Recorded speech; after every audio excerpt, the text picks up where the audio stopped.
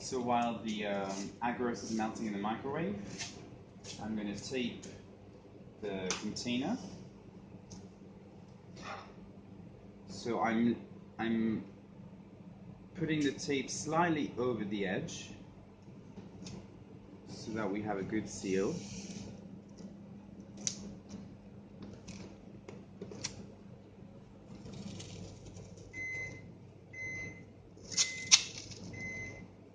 And going over.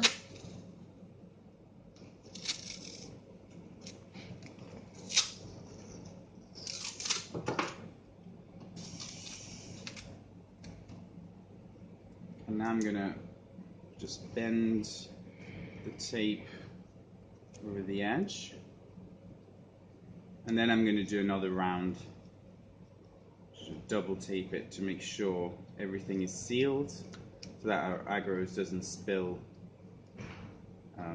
through the container onto the bench as it has happened in the past. So now we're going to check the agarose again. So now it is quite clear actually, but I'm just going to give it another 20 seconds or so because there are still particles in there. Yeah, especially at the bottom, so a little bit more melting. 25 seconds. So I'm going to tape the container here a second time.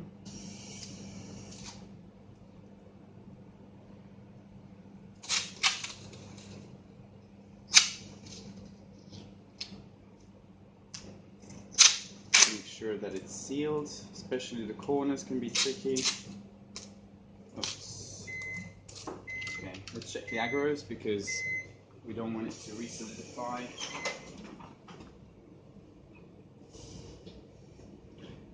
Okay, so now the solution is quite clear, but I can still see particles, so I'm gonna give it another 15 seconds.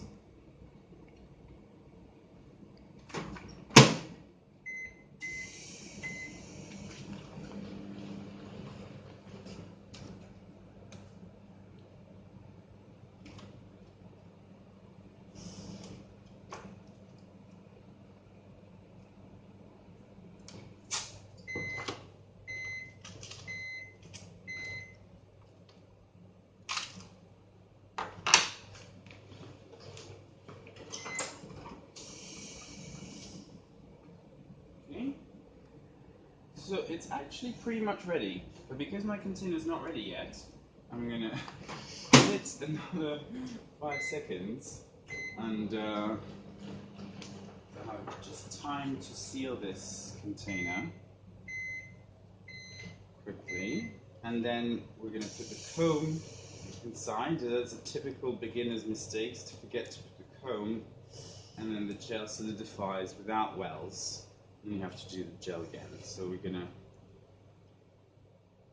put this, okay, now it's sealed, hopefully without any gaps. I'm gonna put this in the cold room. I'm gonna pour the gel. Now I'm gonna come here with melted agarose solution. And I'm going to pour it in the container. I like starting from a corner. So sometimes if it is not sealed, you're going to discover it right now because it will spill through the corner, which is why we have this protection on the table, so that if there is a spillage we can just remove the paper and replace it. I try to pour it gently because one problem that can arise is having bubbles, and the air bubbles will solidify and will make reading the gel much harder at the end. So now I have done this, and I've realized I haven't added my ethidium bromide to my agarose solution. which means, what does it mean? So where is the pipette? So normally you would wait actually for the Agarose solution to not be too hot, otherwise it destroys the ethylium bromide, and you would add it to the flask. But because I'm doing this just for educational purposes, I'm just going to add it here. And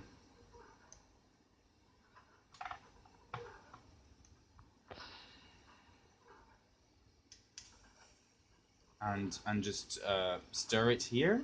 Although, as you can see, it's not ideal. It would be better to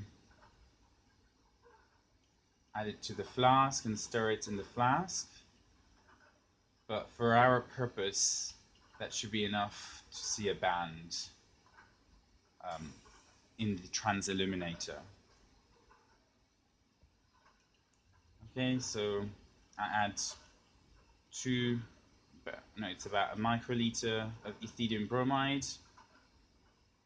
I've stirred it in here. So you need to add the ethylium bromide before the gel solidifies, so that it can go everywhere. And I'm going to throw away in the ethylium bromide waste because it's a very toxic carcinogen. Put the pipette and the ethylium bromide back to their place. And now I'm going to take this, well, usually this bottle would contain traces of ethylium bromide. That's very toxic. And the way to get rid of it is to add a little bit of cold water. So let's pretend there's ethylium bromide in here. Just a tiny bit, rinse, and then throw it away in the ethylium bromide waste.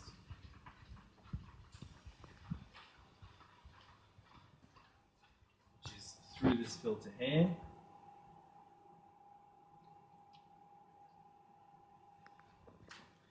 And then you can rinse the whole flask with generous amounts of water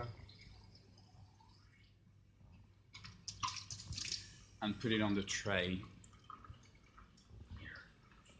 And I'm also going to throw away these gloves in the ethylium bromide waste. In the solid bin this time. Okay, so now we just need to wait for the gel to solidify. So we'll be back in an hour or so.